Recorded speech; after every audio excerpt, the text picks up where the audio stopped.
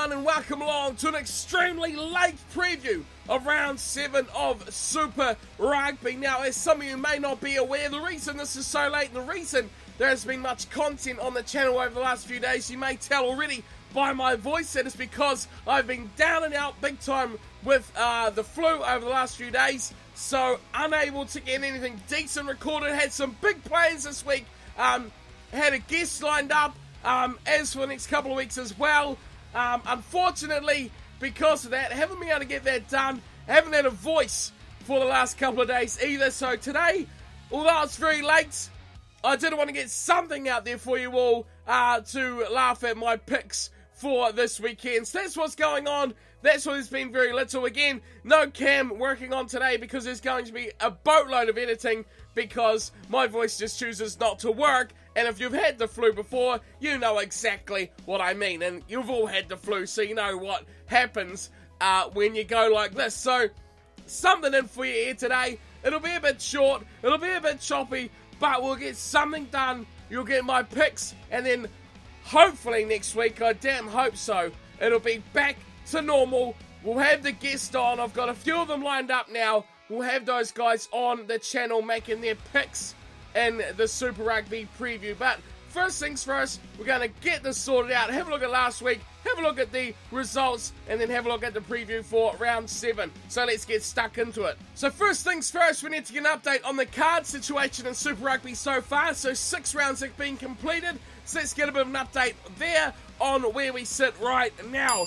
57 yellow cards. Can you believe that number of yellow cards so far in just 6 rounds of competition? We just sneak under the average of 10 per weekend, which is a bit of a shame. Would be nice to keep it up at that 10 per weekend just to see how ridiculous the action has been this year. But we're on 57, but if you add in the 3 red cards as well, then we've still got 60, which equals 10 per round.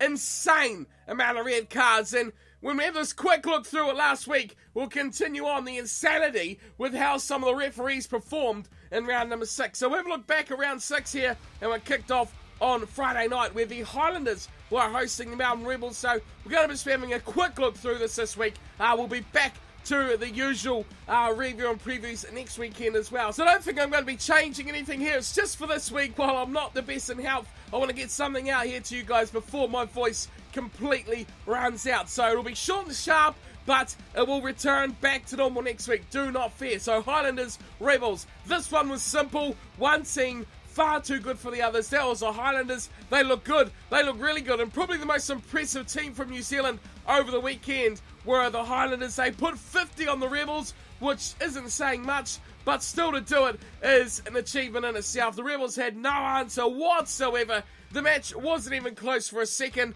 The Highlanders dominated throughout this game, right from the start, and the Rebels got a little flurry late on to pick up a couple of tries. They had a couple of players who stood out for the Rebels, but ultimately the Highlanders were far too good throughout this whole entire matchup.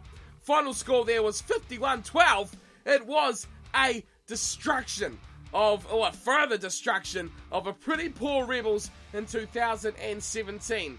Second matchup, we're with the Blues, and they're up against the Western Force, contrasting New Zealand versus Australia here. The Blues, again, looking like they were expecting to win the match before a ball was kicked. They played with a bit of complacency. They played really out of sorts. But it's just the way the Blues seem to be at the moment. They just take a long time to get going, and the Western Force were well and truly in that match. Well, to be fair, right until that final whistle, they were only 2 scoring plays away at the end, and the Blues needed a late flurry really to put them away. Off the bench, High West made a good impact in that game. A lot of talk about how good these number 10s really are for the Blues, but I thought the Force fought very well. They showed a lot of bunker down grind attitude, and that they just aren't as bad as the Rebels. I was going to say as many people give them, but the Rebels really are the crap Australian team at the moment, aren't they? The Western Force are showing a bit of promise from their side of Australia. So they come close, and before them,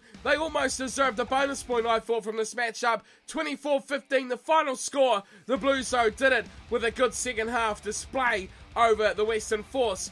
Third match of round 6 saw the Chiefs up against the Bulls. I thought this would be a thrashing. The Chiefs coming out back from the bye.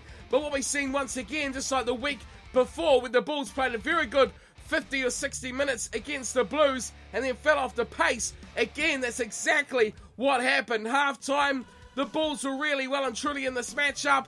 The Chiefs eventually ran away with it, but it looked very much like there was going to be an upset on the cards here from the South African tourists, but eventually they went down. As we talked about last week, the bench didn't perform. The players coming on weren't up to that same level, and it is a real weakness of this Bulls team off the bench. 28-12 the final score. The Chiefs weren't great, but they keep their undefeated streak intact with that win over the Bulls. Right, now this is where we got crazy. We went over to Australia and all the other games were fairly straightforward apart from this one. The Reds versus the Hurricanes. Okay, final score here was 15-34.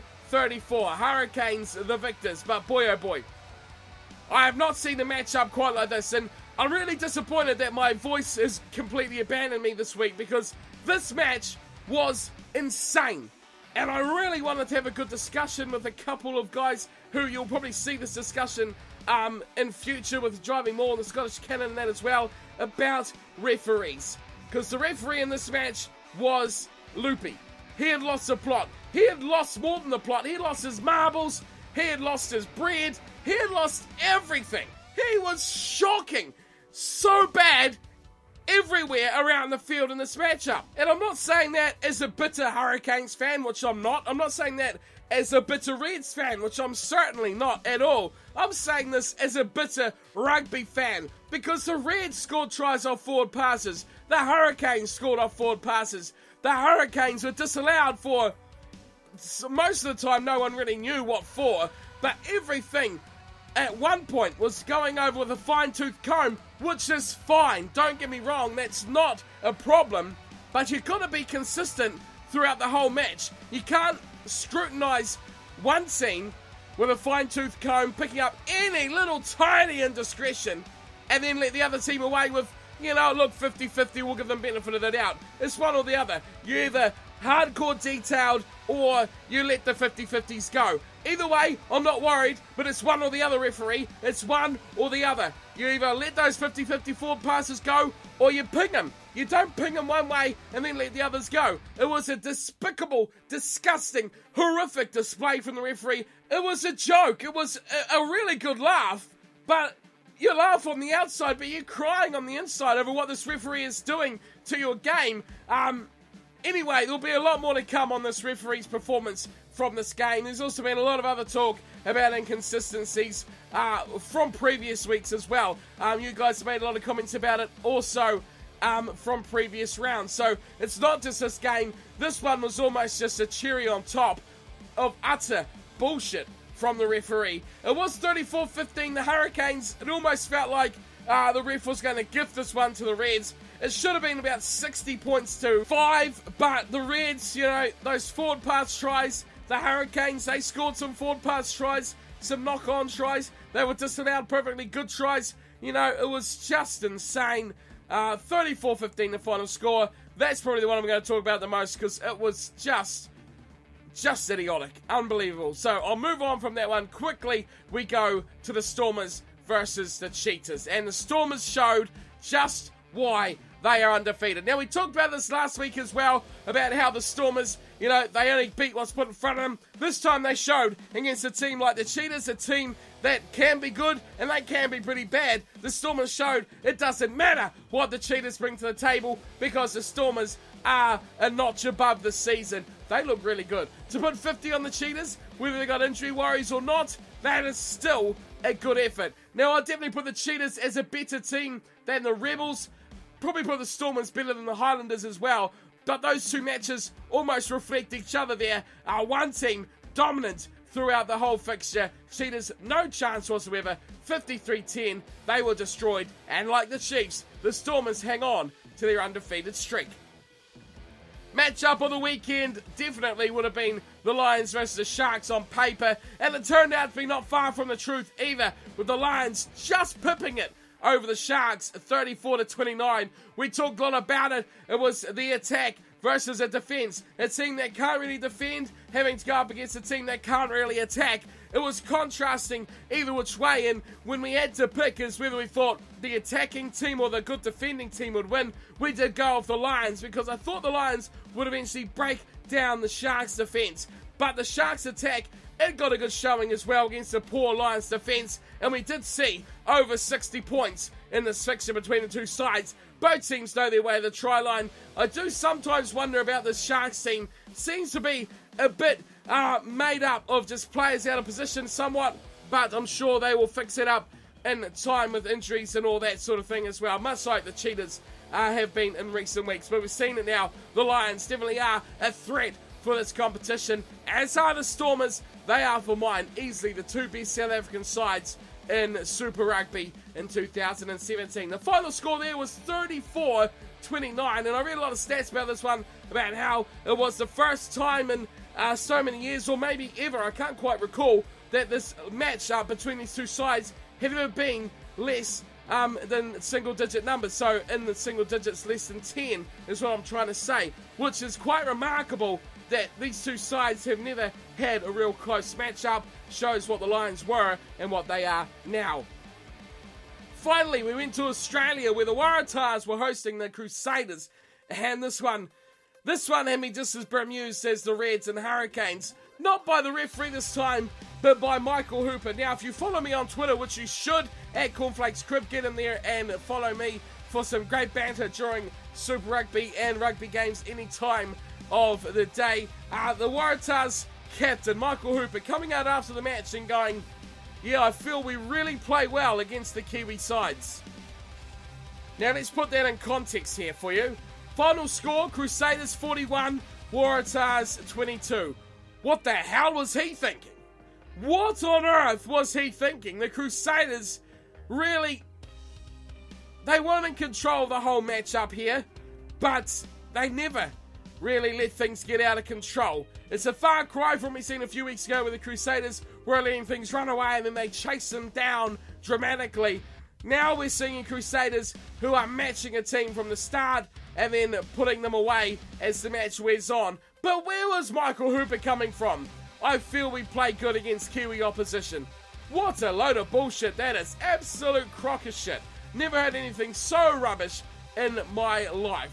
22-41, that's not playing good against Kiwi opposition. That's getting smashed once again. You might have played good for half an hour, Michael, but definitely not for 80 minutes. To be fair to him, it was April Fool's Day and he was probably just trying to jump in on the action there. Who really knows? But the Crusaders, clinical throughout, and I feel they exposed the Waratahs in a lot of areas, especially in the set piece, and their lack of continuity in their defence from the Waratahs. They were dreadful and got exposed quite a lot by the Crusaders, who rounded out that weekend with a big win on a Sunday match as well, which was very, very nice to watch. Okay, that's round 6 done and dusted. Let's have a look at your tips and see where you guys all sit on the leaderboard.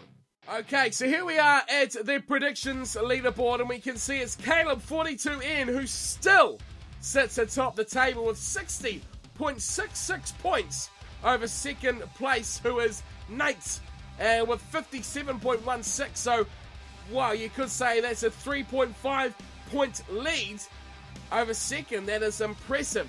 Nate, however, only holds not even a 1 point lead over Axel, who has jumped up from 4th to 3rd. And then we have Waggers, who has jumped up from 5th to 4th, and he has picked himself up the yellow cap for round 6 with a good pick round and a total of 56. So it's very congested at the top. 3 crowns, 1 drops down 2 to 5th place on the leaderboard. So other places of note, we go down here, we've got the Driving Maul, who's a recent addition to the league. He's going very well there, in 14th position, and up 7 this week as well. But the real action happens at the bottom, with a Scottish Cannon down 3 in 29th position. We have Brett Hartley down 2 in 34th, and then it is Cornflake, myself, yes, making the charge up, clawing my way up the leaderboard into 35th.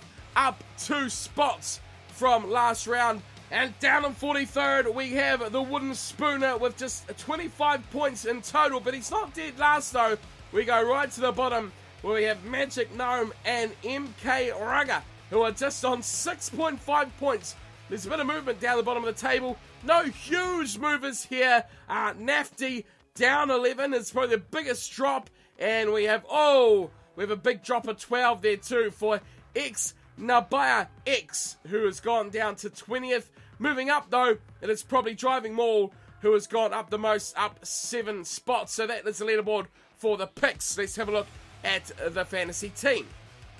Alrighty, so the fantasy team leaderboard is always an exciting one. There's always a lot of movement in this one. And we've got a new look front 3 as well, with the awesome transgender Sloths moving up from 2nd to 1st. And then moving down is Solar Eclipses. And then we've got a new number 3 with the Super Steelers coming in to 3rd spot, up 3. And repeating Southbound Buffer moving down to 4th place. Further down the leaderboard, let's see what is happening here. No really big changes in this one. We have, there's my team, the All Flakes, going up 1 to 28th. Trying to find some other teams of note here. But we go down. There is the yellow cap winner. Amazingly, it is AdPads 123's Heroic Cowboys with the yellow cap. Wooden Spooner goes between a couple of teams here. The Merry Dragonflies and biggest Crusaders fans ever. And that is your leaderboard for the fantasy teams as well done and dusted. Right, let's go on to round 7 picks. Okay, so round 7 is probably just kicking off, or has kicked off by the time you're getting to this video. The Hurricanes opening up against the Waratahs on Friday night, so hopefully you can all get to see this before we get into too much action. But 4 teams with the bye, which just means 7 matches this weekend. The Cheetahs, Crusaders, Lions and Rebels. Probably most of those teams happy to have the break, especially the Cheetahs and the Rebels after conceding 50 last round in round 6. The Crusaders and the Lions, they're going pretty well as well. And the Crusaders, they can go into round 8 being one of only 2 undefeated sides, with the other 2, the Chiefs and the Stormers, going up against each other later on in round 7. So it all kicks off here, Hurricanes versus Waratahs. Let's have a quick look at this matchup. And going this late as well also gives us an advantage. We can see changes in the team. So I'll mention any notable changes to the teams that I've seen in the lead up to these matches. So for the Hurricanes, we've got quite a few changes in this one. No Dane Coles, Corey Jane coming back in, and also rests for Julian Savia and Vince Arceau, the leading try scorer of the competition. That's some big changes for the Hurricanes, but being at home against a fairly average Waratahs team, I mean, they thought they performed well, going down by almost 20 points to the Crusaders, and they were at home for that one as well. It's hard to really pick the Waratahs to win anything here. Even with all these players rested and out, they've just got too much quality throughout their team. For the Waratahs, though, I think they've got a big difference maker in this team. They've got Brendan Foley back in the side. Now, last time Brendan Foley was in the team, he was really the only one that added them any direction. He was the only one that went forward. He was the only one that looked like he knew what he was doing. He's going to be massive, and if the Hurricanes want to win this one, they need to just shut him down. That's really all they need to do to control this matchup. Another big one for them is Naivoro getting a rare start, which has been this year for him. He was amazing off the bench last weekend for the Waratahs, made a real impact, but starting against a team who's going to match him for fitness here, it's interesting to see if he'll make the same impact when he's not against tired bodies late on. Maybe a better option would be to leave him on the bench, especially with the opportunities that the Hurricanes have given the Waratahs with the changes they've made. Corey Jane had a nightmare last time he met Naivoro, so this could be something exciting to see from the two sides. Down here for the Waratahs, they've still got Israel Folau centre. I don't understand it. I really don't get it. He is such a better player at fullback. It's proven on the stats. It's proven by just watching the games. He doesn't have the time and space he needs at centre. The teams rush on him. They shut him down quickly. If he's at fullback, he's got the time. He can pick his area. He can pick his space. And he's so much more effective. I think they're really missing a trick here, having him at centre and not at fullback, for so many reasons. You kick to him, it's a bad idea. He's getting no kicks at centre. He's got to be up in the defensive line, putting your centre-back and full-back in plays isn't really the best option you're going to pull out either. I just can't see it an advantage at all for the Waratahs whatsoever. And even though all those changes for the two sides, they're good for the Waratahs, they're bad for the Hurricanes, I'm with the Hurricanes coach at home. Too much quality, too much direction of what they're going to do up against the Waratahs, who just seem completely lost still after 6th round. They still have no idea whatsoever. I'm going the Canes big. Start the weekend off the way you intend to go on. Hurricanes by 23. That's my pick. Second game of the weekend, the Sunwolves are back in action, and they're up against a travel-weary Bulls team on their way home. Now, the Sunwolves back from the bye, and last time we saw them against the Stormers, they were superb. I think that was the best performance I've seen from a Super Rugby side this year. They were clinical in their first 40 minutes, just so destructively good on attack. They were killing the other team's defence. No chance for the Stormers. They were slicing and dicing like they were in a fancy food restaurant. They look superb. And now they're back from the bye. They've got a few names back, but most notably, it is the addition of Fumiaki Tanaka, who returns to the number 9 jumper. That's going to be massive for them, and if they can recreate that form that they had against the Stormers, this could be a great day for Sunwolves rugby. Amazingly, it gets better and better as we go on about this match for the Sunwolves. Even though we're not talking about the Sunwolves now, we'll look to the Bulls. But due to a South African rugby agreement, yeah, if I had the camera on, you'd see I'm doing inverted speech marks here, agreements to leave out Pollard and Creel. Are they crazy? I know the Sunwolves aren't the best team in the competition, but Super Rugby is still a competition that you cannot let rest on your laurels. You cannot fall asleep. This is potentially risky for the Bulls. And the way they've toured, a lot of teams now, they've been a couple of matches, they've been in New Zealand, poor results, confidence will be low, best players out, and let's be fair, performances that they were good against the Chiefs and against the Blues, I should say, not the Bulls, they were directed and guided and controlled very well from Pollard. Now, without Pollard, they were rubbish. With that bench coming on, they were rubbish. Now, that bench is starting. I'm picking bad times here for the Bulls. So much so, I'm going Sunwolves by 6. That's right, you heard it here first. Sunwolves to pick up the win against the Bulls. 6 points, I've got the difference there. And this could be a very entertaining matchup between a team that really wants to play in the Sunwolves and a Bulls side that will just want to go home. Next up, we have the Highlanders. They're up against the Blues. Now, this one is a tough one to pick. Highlanders at home, and they've got a couple of big names back as well. Liam Squire and Ben Smith return, finally back from injury. They're also pulling in big names back into the pack. The likes of Elliot Dixon is returning as well. All Black tourists last year, so a big name to put back in your starting team. The Highlanders, I thought, were very good last week. Like I said earlier, the best performing New Zealand team, I thought, last round against the Rebels. They look very good. They look in control. They look like they had the attacking capabilities they require. Now, things just go up a notch against the New Zealand side. The Blues, on the other hand, we know they've been like we've talked about over the last 2-3 weeks now. They seem to never really get into a match until they have to. And they often let things slide for far too long. Big news back, though, for the Blues is Sonny Bill Williams is named to start on the bench. Enrico Ioane, who was devastating last weekend in their match against the Western Force. His impact off the bench was amazing. And for that, he gets a starting spot this week against the Highlanders. But despite all that, I'm still going to go with the home team. I think the Highlanders will get this one done. I'm going by 11, but I don't know if it'll even be that stretched out. It could be a lot closer. And there's going to be a lot of deciding factors in this one. One mistake or one moment of brilliance, which both sides are very much capable of, will decide this one hugely. I mean, both teams could do something amazing. George Moala's back starting in the team as well.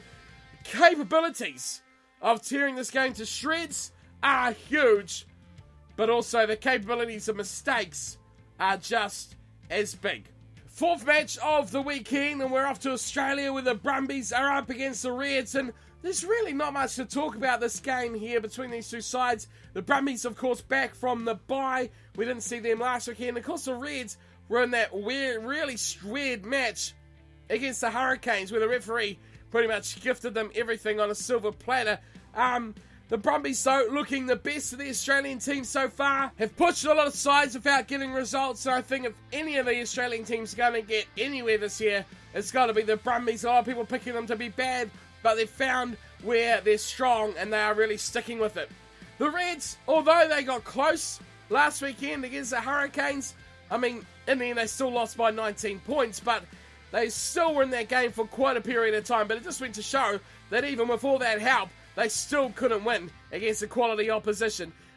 This Reds team, I mean, all the talk coming out of their camp is that they're a winning team. They want to win. They don't want good losses or tough losses. They want to win. But I've heard it all before. The results are on the paddock, and they have not got them. The performances are on the paddock. They haven't got them either. They've been disappointing. They've been dreadful. Higginbotham, again, I'll talk about him. He was brilliant against the Hurricanes. I thought he played very well, but often left lurking, and they just can't seem to play with that continuity as a team. They seem to be all over the place, floundering about, and I just don't know what is up the Reds, but it is all bad, and it is all going south for the Queensland franchise. As for the Brumbies, though, I think they're going to be far too good here for the Reds. I'm picking the Brumbies by 18. Team is working. Don't change it, Brumbies. They're looking quite good. They've got those young guys that are performing. Keep the confidence high, because a lot of this game is in those top 2 inches, and that is why I got the Brumbies picking up the win against the Reds. Next matchup, we're off to South Africa where the Sharks are up against the Jaguares. Now this one is also very interesting. The Sharks' only real change to them sees Tendai and Tamawera return to the front row. Been away for personal reasons recently, but now he returns to make that Sharks pack just a little bit more intimidating. But they're up against a team like the Jaguares, who have a very intimidating pack themselves. They love to attack, do the Jaguares. They love to throw the ball around from anywhere on the field that they feel like. Big news back for the Jaguares is that Sanchez is back in the team. An injury to Hernandez sees him return. Also in the front row, matching up with Mtawera is Herrera. So 2 big additions back for the Jaguares. But my only question of the Argentinian franchise is their road form. Yes, they've been brilliant at home. They've been spectacular at home. They've had the bye last week, which is pretty important as well in a season like this for the Jaguares, where they need to take their risks very strategically. Now they return. Have they lost their momentum? Can they carry it on? But mostly, can they secure some form on the road? That is going to be the big thing for me. I've got the Sharks to shut them down. I think it will take a good 30 minutes from the Sharks, a good defensive performance, and the Jaguares will be a bit like, I've had enough of this. We're getting beat down by defense, and they will almost roll over on this occasion, and the Sharks should romp home with a tidy little victory. I don't want it to happen like that. I think the Jaguars are definitely good enough to win this game, but on the road is always the question of if they can keep up that form against the top teams. The Sharks have been good this year, pushing the Lions last weekend. We know they're capable of scoring points, but can the Jaguars step up against their defense? That is the question. I'm going Sharks by 11. Biggest match of the weekend is the Stormers up against the Chiefs. The 2 other undefeated sides, apart from the Crusaders, they are going head to head. This is amazing. This game will be the one to watch of round 7. The key thing about this Stormers team that I've got here is that they are keeping things consistent, only changing what they have to. Big thing for them is they are at home. You cannot stress enough how important that is. At home, undefeated, confidence high, you're not travelling, it all steers straight to the Stormers to get a result here against the Chiefs. The Chiefs had a bye 2 weeks ago, and then they were rather average against the Bulls when they did return to action last weekend. So question marks about that. A week off, average display, on the road to South Africa has to be pretty tough for them. They've even got more problems though. Sam Cane is out for this match. And then they've got the evergreen, Stephen Donald, starting at 12. As much of a fan of his I am, I love the legacy that Stephen Donald has created from World Cup 2011, but still, he's not up to this sort of standard. And the Stormers, well, you full well know what the Stormers team can represent. They've got explosiveness through the middle and a good forward pack that performs very nicely. They're very good at set piece as well, and they have that explosive ability that can score points for fun on the outside. Both teams have the ability. The players the Stormers are missing, they've been missing for a while now, and it's almost like they've adapted. I don't know if the Chiefs are going to really adapt to these constant changes in their team. Players in, players out, injuries are plenty, almost hampering their progress. The Stormers, like I said at the start here, keeping things consistent. Don't change it if you don't have to. Much like the Brumbies are doing as well. That's what they've got to stick to. Only one of these teams is going to come out undefeated. I'm going for the Stormers to do the job by 3 over the Chiefs. That is a tough pick to make, but I've gone for a couple of sideways picks this week, and I'm going with the Stormers on this one as my second dodgy one from round 7. It's going to be a great match though. I expect this should be of the highest quality and a real entertainer for the fans. Final match of the weekend. My voice is still going, so it's time to rejoice. We have the Force versus the Kings, and that is a good reason to absolutely kill anyone's mood. The Force, they're at home. The Kings are making their grand tour of the Australian Conference.